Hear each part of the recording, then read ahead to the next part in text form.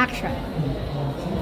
I'm Edna Dizon, the OIC Regional Director of DTI Region 3 and the Regional Operations Group of DTI. We are now about to hold the opening of our DICAS ng Central Luzon 2024. Ang event na ito ay yung culminating activity ng Department of Trade and Industry Region 3 sa lahat po ng mga services, support interventions na binigay namin sa ating mga micro and small entrepreneurs. So ito po event is a regular yearly event being held here in Manila at the Mega Mall.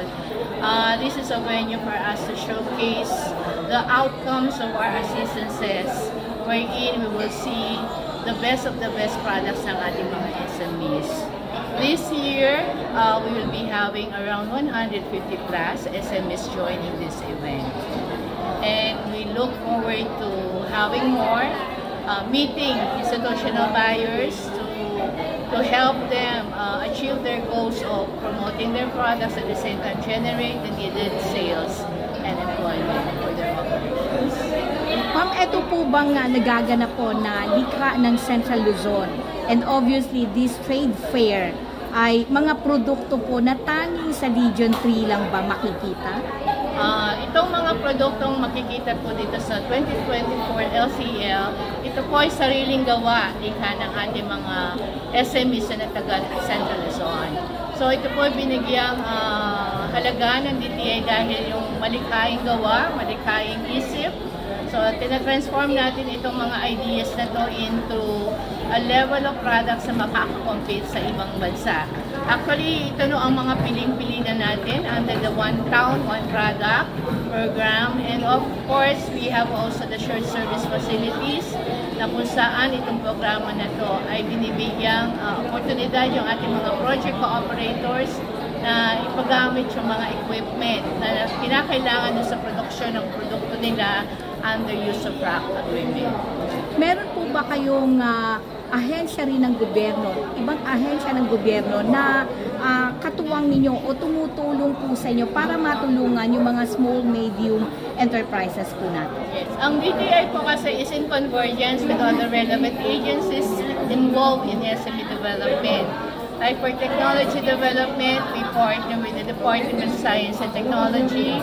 For cooperative management organization, we have the Cooperative Development Authority, the DILG, and so far support ng local government sa ating mga SMEs and the promotion of the products at the local level. So, and other academic institutions, mga SUCs, na for research and development, lalo na ngayon ang focus ng DTI is more on sustainable and innovation move agenda for SMEs to grow and level up. So kabilang nyo rin po ba ang Department of Science and Technology sa pagtulong din sa ating mga negosyanteng maliliit? Yes. In terms of technology, product development, we are in convergence collab with the DOST. Kumbaga, ito yung sister namin in terms of line agencies, ang DTI and DOST. Kasi sila yung nag-iisip ng mga technology advancement, yung innovation sa research and development. So sa kanilang mandato yun. Sa amin kasi is more on SME but more on marketing, promotion, and product development. Sa pagpapakita nyo po ng mga natatanging produkto ng Region 3 dito sa likha ng Central Luzon, paano po masasabi nating matagumpay ito sa ating mga SMEs, yung mga tulong po ng pamahalaan, particularly ng DTI? Of course, makikita natin yung success ng ating LCL in terms of the sales that would be generated by the trade event and the number of employment being hired by our SMEs. Kung nag-expand ang sales, nag-expand din yung employment nila sa size. Kasi nag-expand yung operation, the more employment they have to generate. So income generation. Income generation. Job generation. Job generation. Of course, in entirety, the economic activities in the areas improve.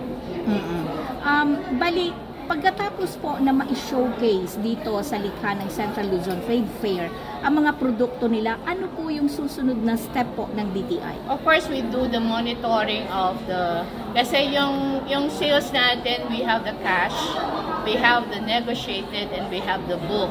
So the provinces will need to monitor all this transactions. Of course, yung cash makikinag natin agad, but the book and the negotiation we still have to monitor strictly from the buyers na nagpunta dito sa event. Para naman po sa ating mga tagapanood na nakikita po kayo ngayon, paano naman o ano naman ang pakinabang ng mga mamamayan natin dito sa ginawa po ng DTI dito? Sa ating pong mamamayan, Filipinos, of course, we need your support na tangkilikin ang sariling atin. Buy local, go local. Ito lang po ang paraan natin para ma-move natin yung ating mga SMEs.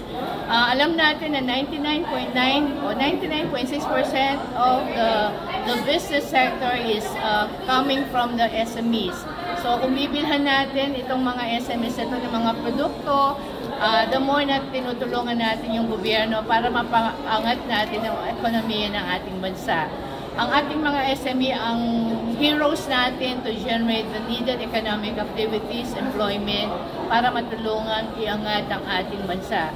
Matulungan ng gobyerno, kasi hindi lang ang gobyerno ang tutulungan natin yung mga SMEs, at the same time, tutulungan nila yung sarili nila para mapaangat yung kanilang operations. Ito po ba ay magiging affordable sa ating mga kababayan? Because we know for a fact na patuloy po na tumataas po ang presyo ng bilihin natin, na nagiging apekto po nung tinatawag nating purchase power ng ating mga kababayan.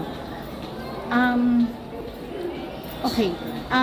Ngayon, ito po bang mga produkto na makikita nila? Siyempre, pag may nagustuhan sila, definitely, it's either papakyawin nila o magiging regular silang consumers ng mga produktong ito.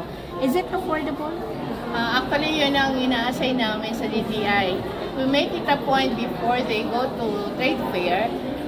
Kami po nagpo-conduct ng pricing and costing sa kanila. So, tinuturuan na natin sila na paano magpresyo. So, of course, hindi natin ina-expect na mataas yung presyo nila. But given the fact, matutulungan natin yung ating mamimiling Pinoy because alam natin na galing sa kanila yung produksyon. At yung raw materials, in fact, even sustain nila sarili na nilang gawa. So basically, through pricing and costing, nag-guide natin sila paano mag-presyo ng kanilang mga produkto. We know naman na yung mga presyo ng pangunahing bilihin naman ang namomonitor. But then there are things na kailangan din mag-guide din natin yung SME na hindi naman excessive yung pricing kanilang produkto. Kasi sila rin mag-benefit, no?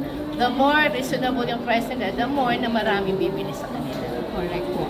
Mensahe po ninyo sa mga maliliit na negosyante na hindi pa po masyadong alam yung mga serbisyong binibigay po ng DTI. Ano pong may papayo nyo sa kanila?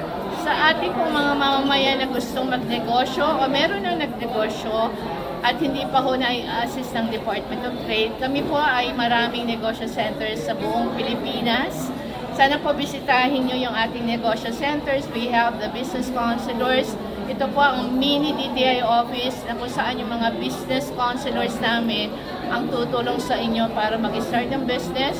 How do we make your business legit?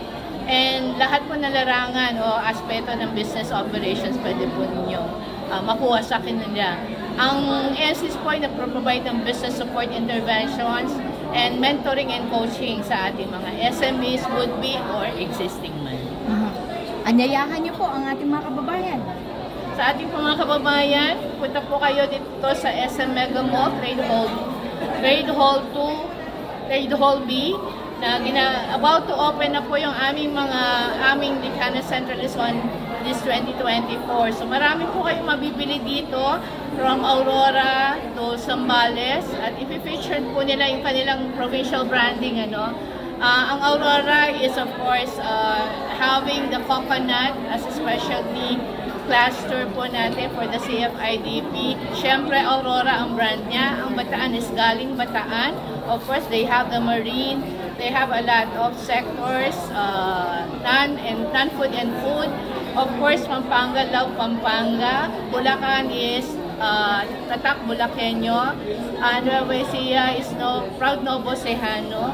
Zambales is Zambales Finest, I think, and Tarlac is Natural Tarlac. So they have their own distinct provincial brand.